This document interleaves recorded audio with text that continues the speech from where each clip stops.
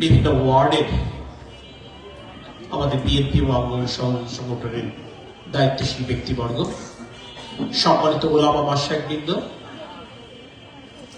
বিভিন্ন মসজিদের ইমাম মুয়াজ্জিন বৃন্দ, বিভিন্ন মন্দিরের পুরোহিত এবং মন্দির কমিটির সভাপতি, সাধারণ সম্পাদক বৃন্দ, আসসালামু আলাইকুম ওয়া রাহমাতুল্লাহ। আজকে আমরা এখানে উপস্থিত হয়েছি দেশনেত্রী বেগম খালেদা জিয়ার স্মরণে দুটি কথা শুনবার এবং বলবার জন্য, এবং মূলত তার রুহের মাগফিরাত কামনায় দোয়ার শরীক হবার জন্য। এর বাইরে আসলে আমাদের কিছু বলবার নেই। দেশনেত্রী বেগম খালেদা জিয়ার গুরুত্ব কি, কেন, এটি সবচেয়ে বড় প্রশ্ন। উনি বাংলাদেশ জাতীয়তাবাদী দলের প্রধান ছিলেন, এটি কি তার মূল পরিচয়? উনি বাংলাদেশের সাবেক প্রধানমন্ত্রী, এটি কি সবচেয়ে গুরুত্বপূর্ণ বিষয়?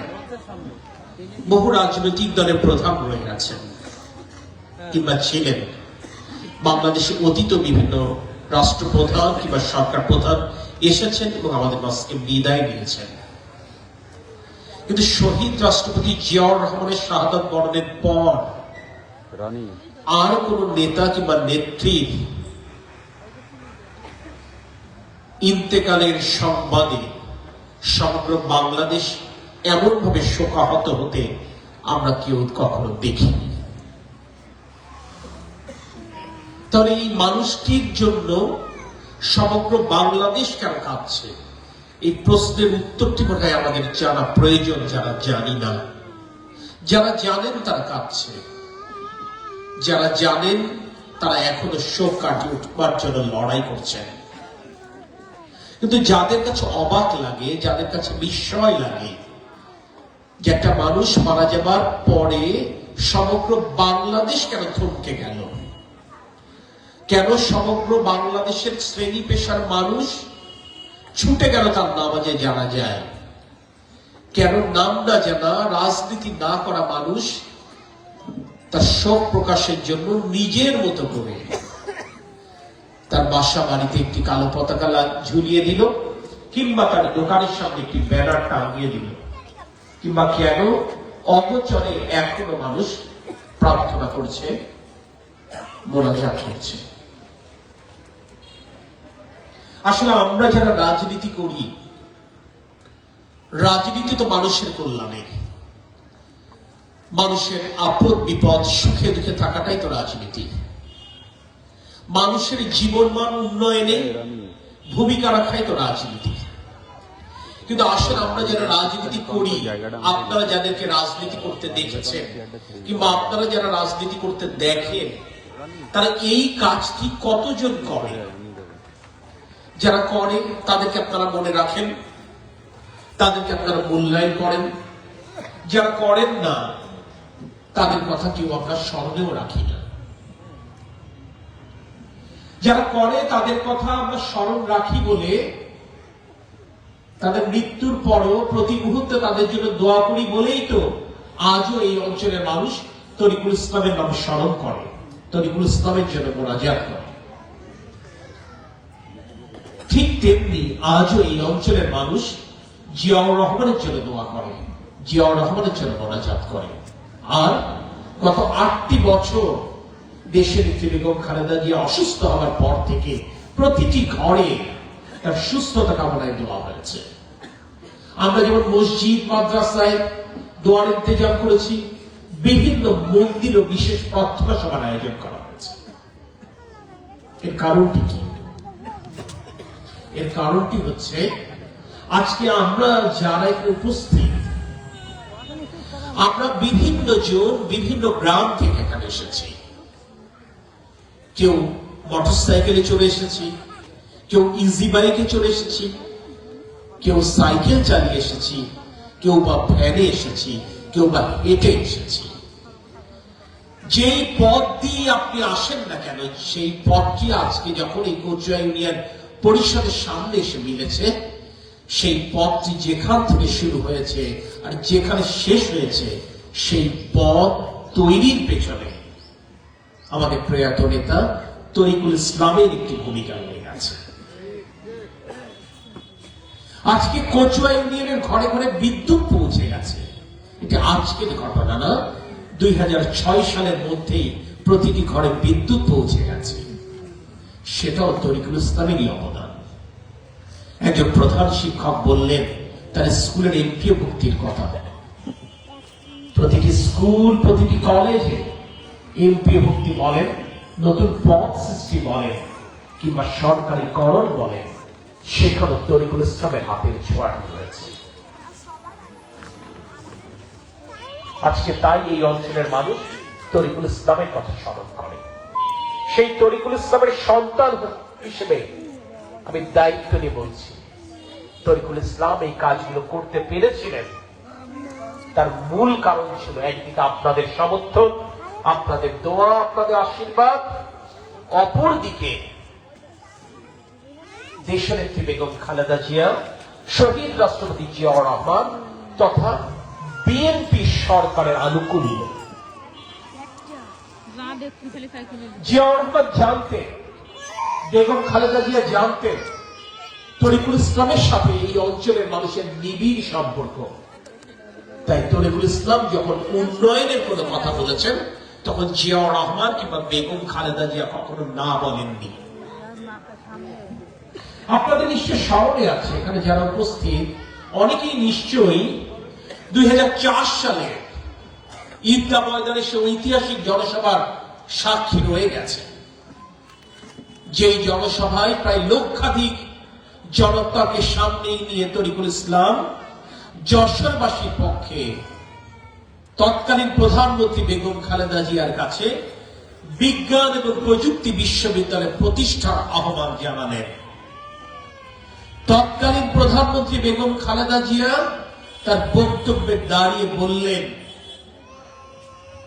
তরিকুল ইসলাম যখনই কোনো কিছু বলেছে এই অঞ্চলের উন্নয়নের জন্য, আমরা কোনোদিন না বলিনি। কারণ যে কথাটি বললাম, বেগম খালেদা জিয়া কিংবা তার স্বামী শহীদ রাষ্ট্রপতি জিয়াউর রহমান জানতেন তরিকুল ইসলামের শেকড় সদর উপজেলা শুধু নয়, এই যশোরের প্রতিটি প্রান্তরে গেঁথে রয়েছে। তাই এই অঞ্চলের মানুষের সাথে তার যে নিবিড় সম্পর্ক, এই অঞ্চলের মানুষের তার প্রতি যে হক, তার প্রতি যে দাবি, সেই দাবি পূরণের জন্য একটি রাজনৈতিক সমর্থন প্রয়োজন, এবং সেই রাজনৈতিক সমর্থনটি বিএনপি সরকারগুলো এবং সেই সরকারের প্রধান শহীদ রাষ্ট্রপতি জিয়াউর রহমান এবং দেশনেত্রী বেগম খালেদা জিয়া এটা দিয়ে গেছে। তাই আপনাদের দোয়া এবং সমর্থন এবং আপনাদের ভোট একদিকে যেমন তরিকুল ইসলামকে বারবার এমপি মন্ত্রী বানিয়েছেন, অপরদিকে বেগম খালেদা জিয়া, জিয়াউর রহমান তথা বিএনপি সরকারের রাজনৈতিক সমর্থন, রাজনৈতিক পৃষ্ঠপোষকতার কারণে তরিকুল ইসলাম আপনাদের সেই ভালোবাসাটি তার কাজের মাধ্যমে ফিরিয়ে দেবার চেষ্টা করছে। শুধু যশোর উন্নয়নে বেগম খালেদা জিয়ার কথা স্মরণ করে তো বেগম খালেদা জিয়াকে ছোট করবার সুযোগ আমাদের নেই। এই যে আমার মা এবং বোনেরা বসে আছেন, আপনাদের সন্তানেরা যারা স্কুলে পড়েছে, স্কুলে পড়ে, নতুন বছরে এই যে জানুয়ারি মাসে অনেকেই এখন বই এখনো পায়নি, নতুন ক্লাসে বিনামূল্যে তো স্কুলে বই দিবে না? দিবে। এই বই আগে কখনো বিনামূল্যে ফ্রি বই কখনো স্কুলে দিত না। বইটি সারা জীবন, আমরাও যখন ছোটবেলায় পড়াশোনা করেছি 81, 82, 83, 85 সাল পর্যন্ত যখন স্কুলে পড়েছি, তখন আমাদেরকে বই কিনে দিতে হতো। বেগম খালেদা জিয়া প্রথম যখন প্রধানমন্ত্রী হলেন 1991 সালে, তখনই তিনি প্রথম এটি চালু করলেন যে স্কুলে নতুন বছরে বিনামূল্যে পাঠ্যপুস্তক অর্থাৎ বই দেওয়া হবে। তিনি প্রাথমিক শিক্ষা বাধ্যতামূলক করলেন। প্রাথমিক শিক্ষা বাধ্যতামূলক করলেন শুধু নয়, মেয়েদের জন্য উপবৃত্তির ব্যবস্থা করলেন। ক্ষেত্র বিশেষে শিক্ষার বিনিময়ে খাদ্য কর্মসূচির ব্যবস্থা করলেন। অর্থাৎ স্কুলে গেলে বাচ্চাকে খাবার দেওয়া হবে, টিফিন দেওয়া হবে। স্কুলে গেলে বাচ্চার বাবা মাকে ওই বাচ্চার খাবারের জন্য একটি অর্থ বরাদ্দ করা হবে। যে কারণে বেগম খালেদা জিয়া প্রথম মেয়াদে প্রাথমিক স্কুলে ছাত্রছাত্রী ভর্তির ক্ষেত্রে ৯৭% লক্ষ্য অর্জিত হয়েছিল। প্রাথমিক শিক্ষা বাধ্যতামূলক করবার মাধ্যমে একদিকে যেমন এই বাচ্চাদের আগামী দিনের জন্য ভবিষ্যৎ সুদূর প্রসারী চিন্তা। আগে মেয়েদের যখন বিয়ে হতো অধিকাংশ ক্ষেত্রেই তারা কাবিননামাতে কি লেখা আছে সেটা পড়তে জানতো না, তারা শুধু শুনত এবং মা কিংবা মুরব্বীদের কথায় একটি টিপসই দিত। প্রাথমিক বিদ্যালয় পর্যন্ত যে মেয়েটি পড়তে পারল, পরবর্তীতে যদি সে আর পড়ালেখা নাও করতে পারে, বিয়ের সময় অন্তত কাবিননামাতে কি লেখা আছে, তার স্বামীর নাম, স্বামীর পরিচয়, স্বামীর ঠিকানা কিংবা তার দেনমোহরের অর্থটি কত, সেইটি সে পড়ে নিজের সই করবার সুযোগ তৈরি করে। এটি অনেক দীর্ঘমেয়াদী একটি সুদূর প্রসারী পরিকল্পনা ছিল দেশের একটি বেগম খালেদা জিয়ার। সেটি আজকে দাঁড়িয়ে কল্পনা করা যাবে না। বেগম খালেদা জিয়া শুধু শিক্ষার ক্ষেত্রে যে কাজটি করে গেছেন, এই যে ফ্রি বই দেওয়া আর মেয়েদের প্রথম দফা ক্লাস 10 পর্যন্ত মেয়েদের পড়ালেখা ফ্রি করে দিলেন, আর 2001 থেকে 2006 তৃতীয় মেয়াদে প্রধানমন্ত্রী হয়ে তিনি ইন্টারমিডিয়েট পর্যন্ত মেয়েদের পড়ালেখা ফ্রি করে দিলেন। শুধু এই দুটি অবদানের কথা যদি আপনাকে আমাকে স্মরণ করতে হয়, সারা বাংলাদেশ যতদিন টিকে থাকবে ততদিনই স্মরণ করতে হবে। এই দুটি ঘটনায় তাকে আজীবন স্মরণীয় করে রাখবার জন্য যথেষ্ট। অথচ এই বেগম খালেদা জিয়া শুধু এই ক্ষেত্রে নিজেকে সীমাবদ্ধ রাখেননি, তিনি স্বাস্থ্য খাতের উন্নয়নে যা করে গেছেন এটা অচিন্তনীয়। প্রতিটি উপজেলা স্বাস্থ্য কমপ্লেক্সকে 31 শয্যা থেকে 51 শয্যা বিশিষ্ট উপজেলা স্বাস্থ্য কমপ্লেক্স উন্নীত করেছিলেন। 51 বেড প্রতিটা উপজেলায়, উপজেলা স্বাস্থ্য কমপ্লেক্স 51 বেড উপজেলা স্বাস্থ্য কমপ্লেক্স, এটা বেগম খালেদা জিয়া তৈরি করেছিলেন। প্রত্যেকটা জেলা সদর হাসপাতালকে 100 বেড হাসপাতালকে তিনি 250 বেড হাসপাতাল করে দিয়ে গেছেন। যশোরের যে 250 বেড হাসপাতাল, এটিও দেশের একটি বেগম খালেদা জিয়া করে দিয়ে গেছে। শিক্ষা এবং স্বাস্থ্যই তো একটি জাতির মূল মেরুদণ্ড। আপনার একটি জাতি যদি শিক্ষিত হয় এবং একটি জাতি যদি সুস্থ হয়, সেই জাতিকে নিয়েই তো আপনি বাংলাদেশকে বিশ্বের মানচিত্রে কথা বলবার মতো, গর্ব করবার মতো জায়গায় নিয়ে যেতে পারবেন। তাই তিনি শিক্ষা এবং স্বাস্থ্য খাতে সবচেয়ে বেশি মনোনিবেশ করেছিলেন। আর কি করেছিলেন? গ্রামীণ অবকাঠামো, যে কথাটি বললাম, প্রতিটি রাস্তা তিনি কাঁচা রাস্তাকে প্রথমে আটপাকা রাস্তাকে তিনি পাকা করবার চেষ্টা করলেন। শুধুমাত্র এই রাস্তা পাকা করবার কারণে যে কি বৈপ্লবিক পরিবর্তন হলো মানুষের জীবনযাপন, এটা আজকে আপনি আমি কল্পনা করতে পারবেন। একটু ভেবে দেখেন তো, যে সমস্ত মুরব্বীবৃন্দ আছেন যারা কৃষিকাজ করেন, 1991 সালের আগে আপনার কতজন আপনার জমির ফসল তুলে এই রূপদিয়া বাজার পর্যন্ত আনতে পেরেছেন? যোগাযোগ ব্যবস্থা এতই অনুন্নত ছিল, এটি আমাদের অধিকাংশের পক্ষে সম্ভব হয়নি। এখন অনেক ক্ষেত্রে ওই নসিমন করিমন আপনার জমি পর্যন্ত চলে যায়, ওইখান থেকে আপনার উৎপাদিত ফসল নিয়ে আসে, নাহলে আপনি নিয়ে আসেন। যে ফসল আপনার জমিতে থেকে আপনি বিক্রি করতেন আগে, শুধুমাত্র বাজার পর্যন্ত না নিয়ে যেতে পারবার কারণে, হাট পর্যন্ত না নিয়ে যেতে পারবার কারণে, তাতে কি হতো? এই কৃষকেরা উপযুক্ত মূল্য পেত না ফসলের। আজ যখন যোগাযোগ ব্যবস্থার উন্নয়ন ঘটল, তখন তার এই ফসল শুধু রূপদিয়া বাজারে না, এখানকার উৎপাদিত ফসল যশোরের বড় বাজার পর্যন্ত চলে যাচ্ছে, যাতে করে প্রতিদ্বন্দ্বিতামূলক বাজারে এই অঞ্চলের কৃষকদের অংশ নেবার সুযোগ হচ্ছে এবং তারা তাদের পণ্যের ন্যায্য মূল্য পাচ্ছেন। আমি জানি এই কচুয়ারি বহু বাচ্চা আছে যারা যশোর শহরের বিভিন্ন স্কুলে পড়াশোনা করে। এটি আগে কেউ ছোট ভাইরা ফোন করে বলে তার বাচ্চার একটা ভর্তির জন্য এখানে একটু বলতে, ওখানে একটু বলতে, আমি অবাক হয়ে যাই যে গ্রামের বাচ্চারা এখন যশোরে ডিএলএ স্কুলে পড়ে, মোমিনদাসে পড়ে, কালেক্টরেট স্কুলে পড়ে, দাউদ পাবলিকে পড়ে। এই যে শহর এবং গ্রামের মধ্যে ব্যবধান ঘুচিয়ে দেওয়ার ক্ষেত্রে তরিকুল ইসলামের যে উদ্যোগটা ছিল, সেই উদ্যোগে বেগম খালেদা জিয়ার সমর্থন ছিল বলে এই রাস্তার উন্নয়ন হয়েছে। তাই আজ এই অঞ্চলের বাচ্চারা শহরে যে পড়তে পারছে।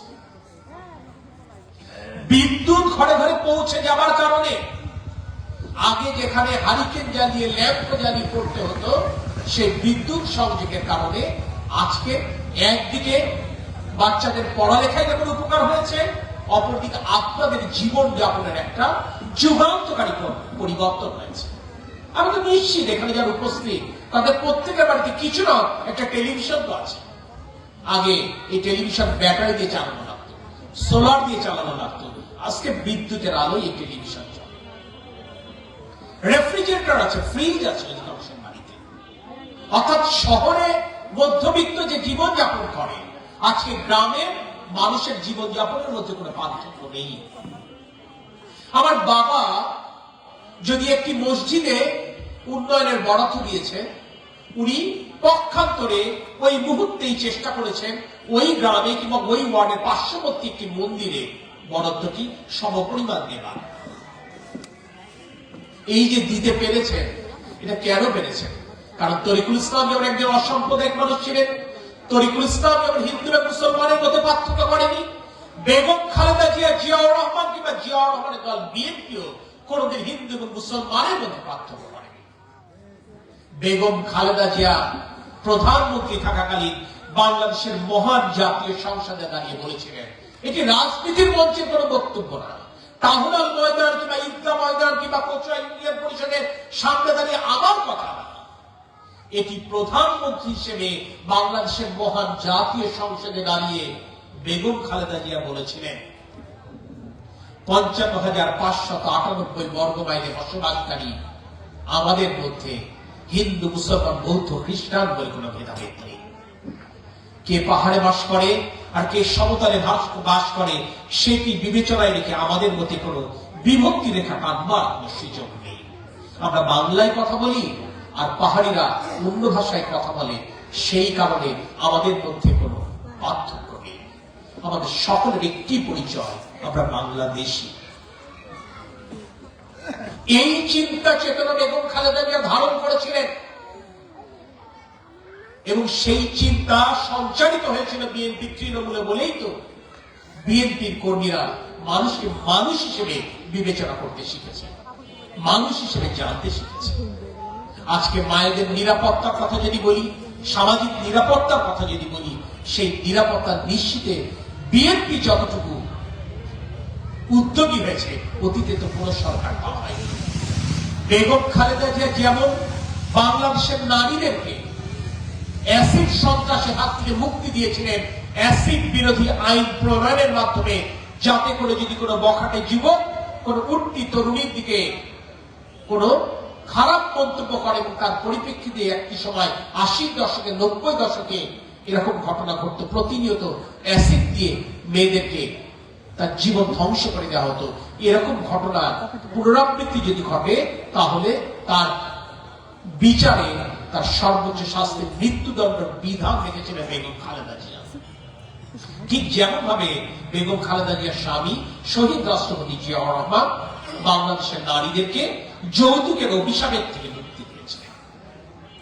এই যৌতুকের অভিশাপ থেকে একদিকে মুক্তি, আরেকদিকে অ্যাসিড সন্ত্রাসের থেকে মুক্তি, আরেকদিকে নিরক্ষরতার অভিশাপ থেকে মুক্তি, অর্থাৎ পড়ালেখা না জানবার অভিশাপ থেকে মুক্তি। এই তিনের সমন্বয়ে বাংলাদেশের নারীরা মর্যাদা নিয়ে নিরাপত্তা নিশ্চিত করে সমাজে বাস করবার সুযোগ পেয়েছে। আর আমরা চেষ্টা করেছি বরাবরই আইন শৃঙ্খলা পরিস্থিতি নিয়ন্ত্রণে রাখবার, মাদক এবং সন্ত্রাসকে নির্মূল করবার, যাতে করে মায়েদের, যাদেরকে বোনেদেরকে সকাল কিংবা সন্ধ্যা, বিকাল কিংবা রাত বাড়ির বাইরে বেরোবার সময় দ্বিতীয়বার চিন্তা করতে না হয় তার সাথে কোনো পুরুষ সঙ্গীর প্রয়োজন আছে। তরুণ যুবকদের কথা যদি বলি, তাদেরকে পড়ালেখা শিখিয়ে আত্মকর্মসংস্থান যদি তারা তৈরি করতে পারে, সেই কারণে তাদেরকে উপযুক্ত প্রশিক্ষণের ব্যবস্থা করা হয়েছিল। আমার বাবা তরিকুল ইসলাম যশোরে যুব উন্নয়ন কেন্দ্র করেছিলেন। তিনি এখানে মাছের পোনা তৈরির জন্য গবেষণাগার তৈরি করেছিলেন। এখানে আইটি পার্ক আমরা তৈরি করেছিলাম, কারিগরি প্রশিক্ষণ কেন্দ্র আমরা তৈরি করেছিলাম। আজকে এই লোক ছিলই যাতে করে যুবকেরা তার কর্মসংস্থানের জন্য নিজেরা প্রশিক্ষিত হয়ে নিজেরা তৈরি করতে পারে। এই কচুয়ার অনেক সন্তানের সাথে আমার দেশের বিভিন্ন দেশে দেখা হয়েছে। কারোর সাথে সৌদি আরবে গেছি যখন হজ করতে, তখন দেখা হয়েছে। কারোর সাথে বাবাকে নিয়ে যখন চিকিৎসাতে সিঙ্গাপুরে গেছি, তখন দেখা হয়েছে। এই যে বিদেশে যাওয়ার সুযোগটি, এটিও তো দেশের একটি বেগম খালেদা জিয়ার স্বামী শহীদ রাষ্ট্রপতি জিয়াউর রহমানের উদ্যোগে হয়েছে। আজকে মেয়েরা যে গার্মেন্টস শিল্পে কাজ করে, প্রায় 40 থেকে 45 লক্ষ মেয়েরা, যার উপর বাংলাদেশের অর্থনীতি টিকে আছে, এটিও তো জিয়াউর রহমান, বেগম খালেদা জিয়া এবং বিএনপির অবদান। এই অবদানের কথা স্মরণে রেখেই আসলে বাংলাদেশের মানুষ আজ বুঝতে পারছে যে কাকে রাখা হয়েছে। সে কারণে আজ হাহাকার, আজ তাই প্রতিটি ঘরে কান্নার রোগ।